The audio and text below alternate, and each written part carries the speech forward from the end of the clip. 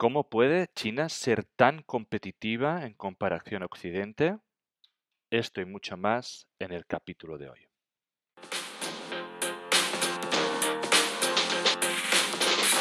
Bienvenidos amantes del subsuelo, esto es Charlando de Minas, el primer y único podcast en español dedicado a la inversión minera. ¿Quieres aprender a invertir en recursos naturales? Suscríbete a nuestro podcast. ¿Te gusta nuestro contenido? Dale like, déjanos un comentario. El programa de esta semana está a punto de empezar.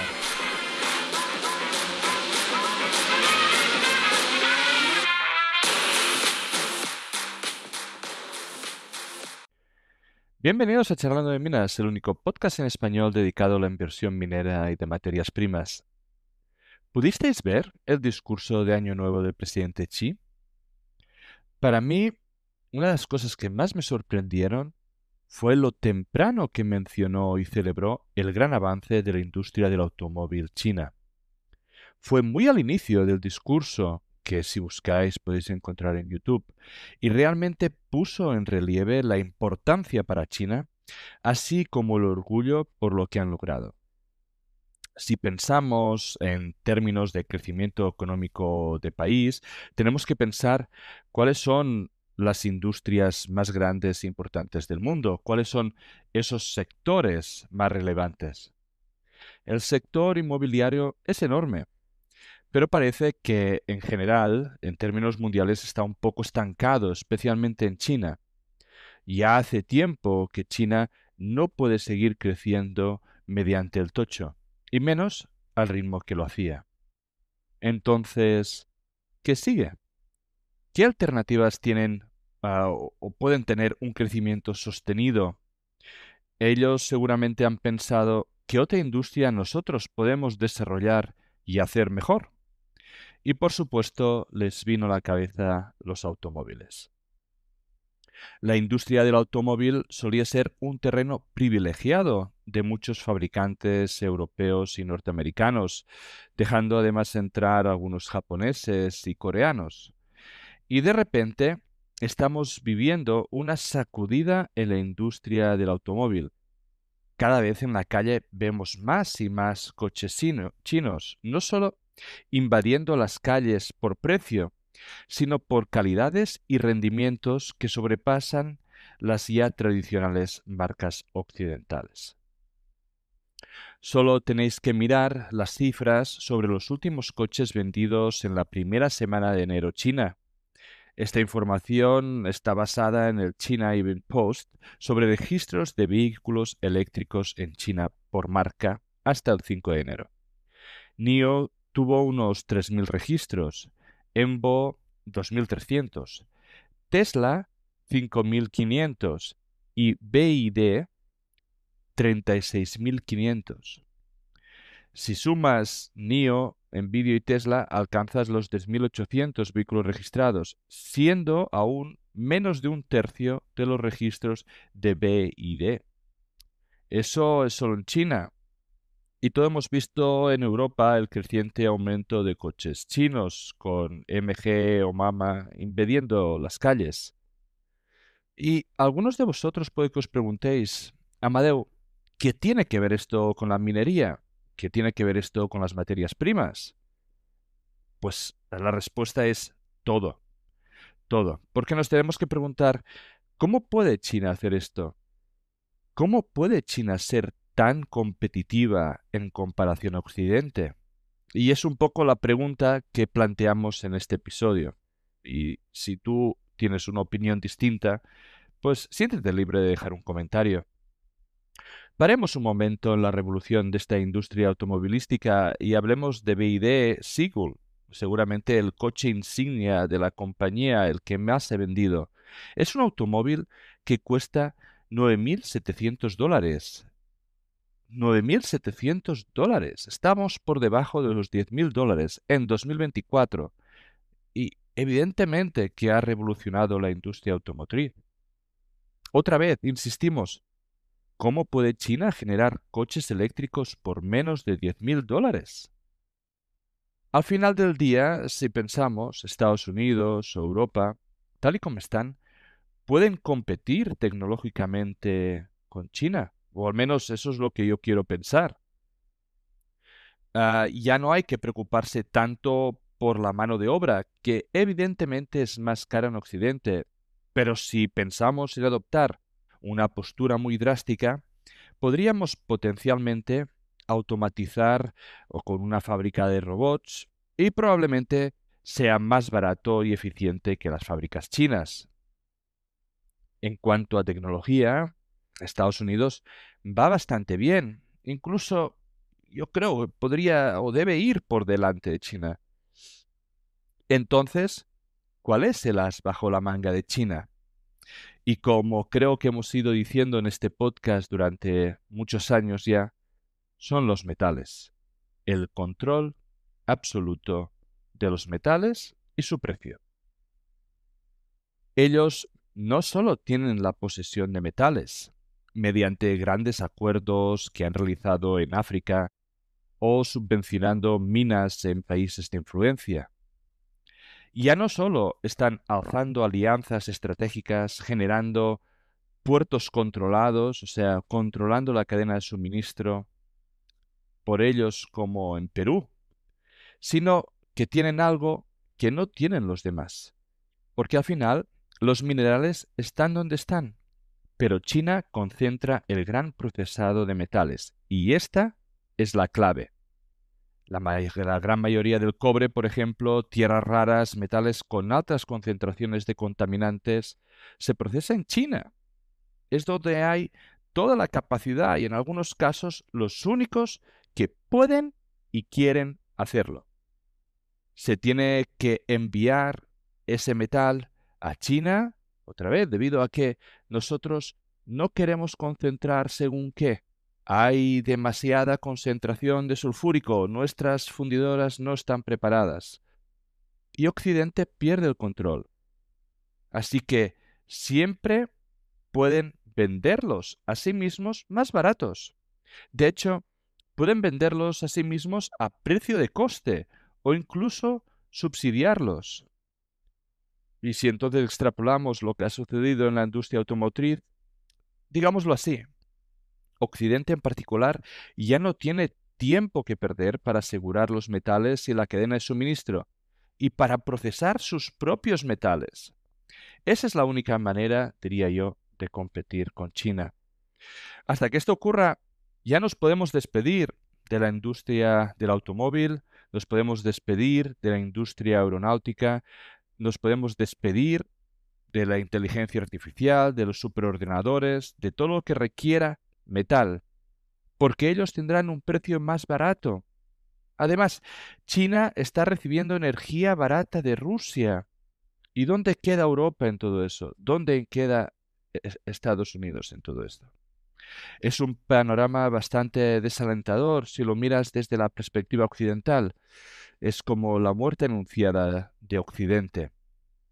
Esa decadencia de la que hemos hablado muchas veces, esa falta de competitividad que nos va a marcar el futuro.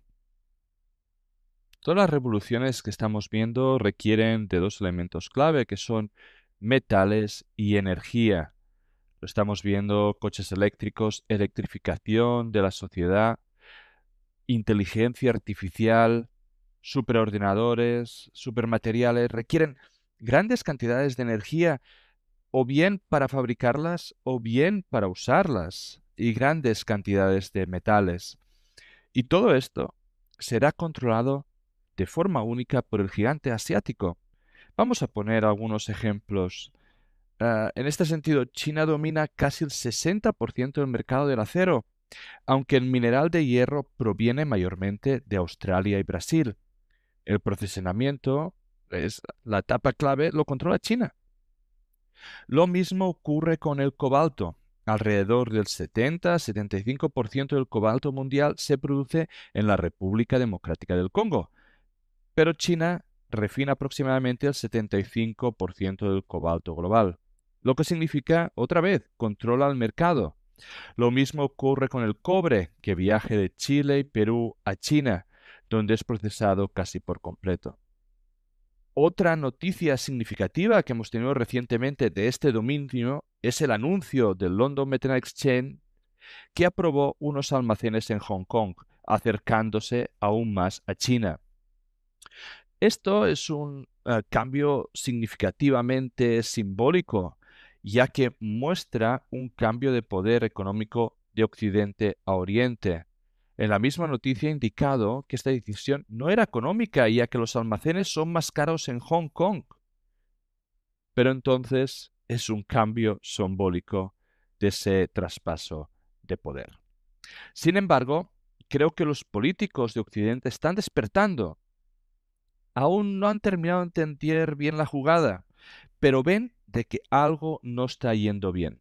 La pregunta es, ¿tomarán medidas acertadas o pondrán simplemente parches en el problema?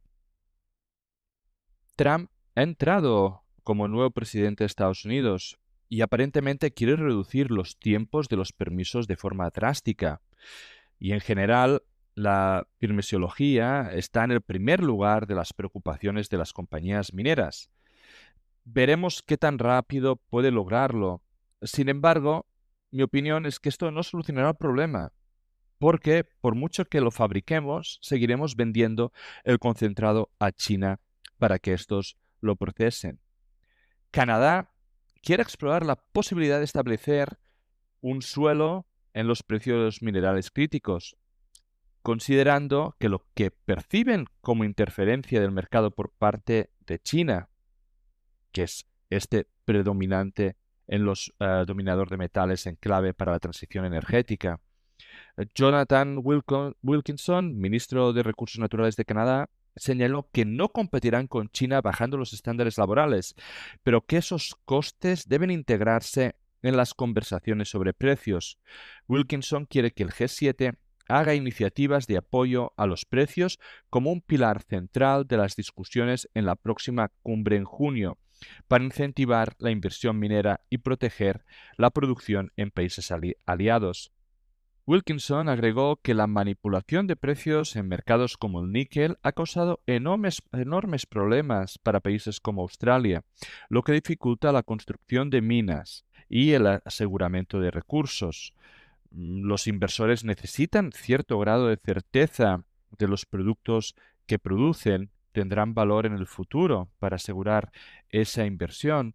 Sin embargo, aquí hay dos problemas. Primero es si nosotros ponemos un suelo en el precio, lo que vamos a es intervenir en el mercado y por ende vamos a generar también inflación. Y por otro lado, si lo que nosotros hacemos es seguir enviando ese metal a China, China puede volver a intervenir y colapsar precios.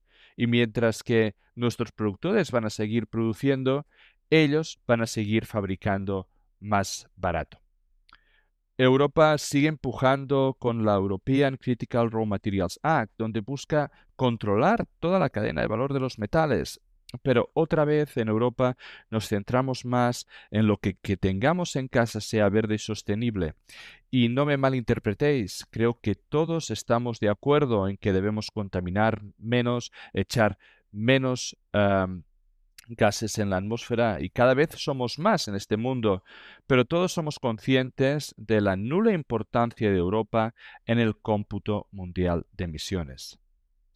Creo que todas este conjunto de declaraciones, cúmulo de acciones, demuestran que nuestros políticos consiguen ver el problema, pero en mi opinión, la solución real al desafío que enfrenta Occidente con respecto a la competencia en China en mercados de metales es construir refinerías, fundiciones y capacidad de procesamiento de metales en Occidente. Mientras Occidente no tenga capacidades comparables de procesamiento de metal, siempre estará en desventaja económica contra China. Podrás controlar los precios de tus metales, pero si sigues enviando más del 50% de producción a China para ser refinada, no estás avanzando. China domina los mercados de la mayoría de metales no porque posea todos los recursos, sino porque su capacidad de procesamiento hace que sea el mejor lugar para procesarlos y porque Occidente no ha salido a jugar este partido. En todo este embrollo, Arabia Saudí ha realizado pasos para poder generar proyectos de grandes fundidoras y procesado de metal. Y hace tiempo de que Arabia Saudí está viendo que tiene que diversificar su economía.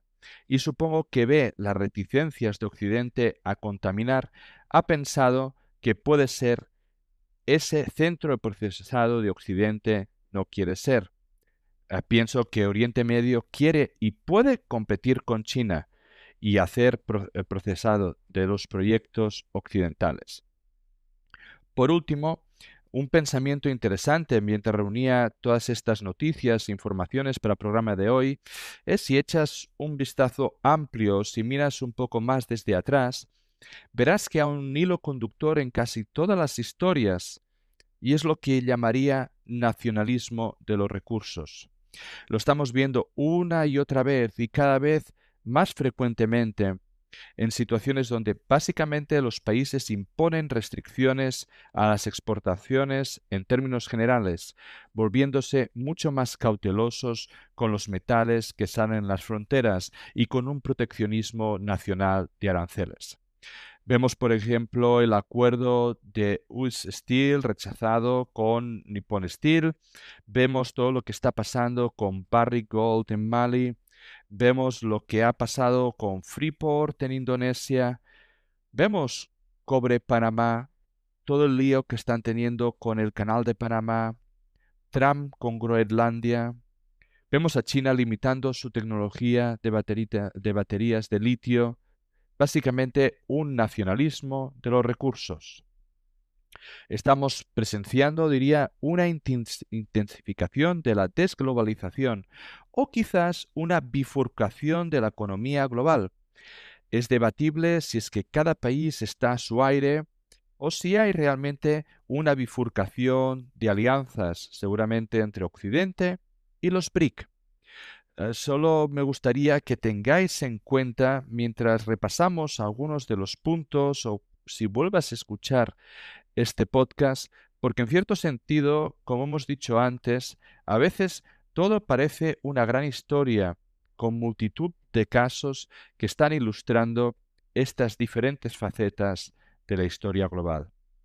Si nos paramos un momento en Groenlandia, esa estrategia, diría, no creo que sea en cuanto a las tierras raras. Groenlandia no es la panacea de las tierras raras, como la prensa generalista nos ha intentado decir, sino yo creo que es más porque el deshielo va a abrir nuevas rutas comerciales y va a permitir perforar nuevos pozos de petróleo. Los minerales, aunque importantes aquí, no creo que sean la clave esencial. Perder Groenlandia por parte de Europa significa para Estados Unidos tener acceso a lo que seguramente será algo equivalente a un futuro canal de Panamá. Europa perderá mucho estratégicamente y Estados Unidos evidentemente apoyará y pagará para promover la independencia del país sobre Dinamarca y a cambio va a comprar, financiar, pagar para tener rutas comerciales y tener permisos para la explotación de nuevos pozos de petróleo una vez se haya realizado ese deshielo. Si nos vamos a África y hablamos de lo que está pasando con Barrick, es realmente muy grave. En las últimas informaciones sacados de un comunicado de prensa, Barrick ha anunciado una actualización sobre las operaciones en Lulu Gounkoton, en Mali.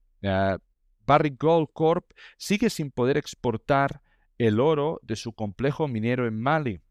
Además, se ha emitido una orden de embargo provisional sobre el stock de oro existente en el lugar, lo que impide su exportación y altera las operaciones normales.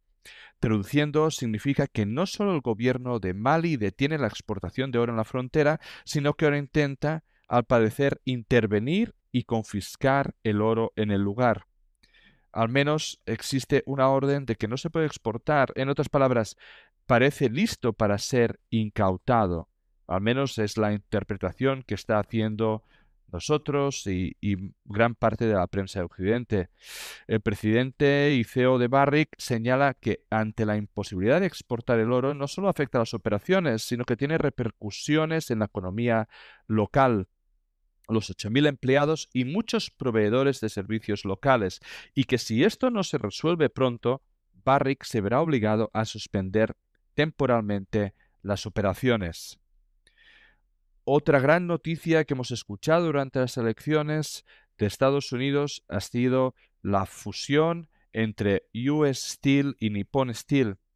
Desde la primera vez que salió la noticia, todo el mundo decía que era muy poco probable, porque las apariencias de una empresa japonesa comprando una compañía tan icónica como US Steel no cuadraban políticamente en este contexto, en un contexto de elecciones en Estados Unidos.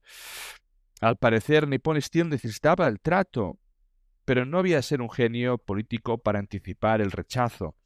Y si la administración Biden en sus últimos días de mandato lo bloqueó, tanto Biden como Trump habían prometido matar el acuerdo en campaña electoral, cortejando a los votantes de Pensilvania, donde US Steel tiene su sede, y que además el sindicato United Steelworkers también había rechazado. Luego también hay titulares sobre República Democrática del Congo y Myanmar. En República Democrática del Congo, el grupo rebelde M23 sigue rompiendo el alto el fuego en el este del país. Estados Unidos ha condenado lo que ha llamado una violación flagrante, ya que se han tomado nuevas zonas. Piden que el M23 cese hostilidades y que Ruanda retire todas las tropas del territorio congolengo, dado que el M23 sería respaldado por Ruanda, aunque esta última lo niega. Como recordatorio que en esta región hay minerales en conflicto y se ha demandado a Apple en Francia y Bélgica por supuestamente tener sus minerales en esta zona. En el M23 está armado y parece que está ganando terreno, así que se prolongará la violencia. En Myanmar, China promueve nuevas elecciones en 2025 como vía de paz y reconciliación, a pesar de que hay quienes piensan que solo traerá una paz negativa. Es importante porque Myanmar abastece a China de tierras raras pesadas, cruciales para la cadena de suministro global de tierras raras. El país que comparte frontera con China. A la vez, Estados Unidos apoya a ciertos grupos rebeldes, lo que sugiere un conflicto larvado entre China y Estados Unidos en Myanmar. El país canadiense también emitió un comunicado criticando la situación humanitaria en el país. Pero en fin vemos que hay diferentes zonas donde China o gente cercana a China está por un lado y Estados Unidos o socios de Estados Unidos están por otro. En fin, como vemos, la geopolítica para proteger la cadena de valor de los metales. Y algunos aún se preguntan dónde reside realmente el poder.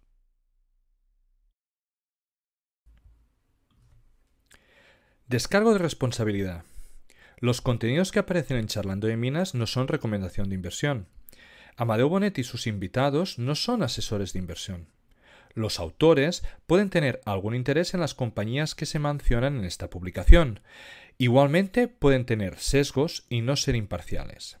La información en esta publicación y de todas otras de Charlando de Minas son impersonales por naturaleza y de carácter generalista y deben ser consideradas como un producto de entretenimiento. Recuerda que el riesgo mínimo de cualquier inversión mencionada en este vídeo es el 100% del capital. Antes de tomar ninguna decisión de inversión, es imprescindible que consultes a un asesor de inversores cualificado y con experiencia. Estas emisiones son un relato personal de mi aprendizaje en el mundo de los recursos naturales. En este podcast intentaremos traer empresas, comentar tesis de inversión y hablar con gente relevante en el sector. Si te gusta, dale like y suscríbete. Soy Amadeu Bonet y esto es Charlando de Minas.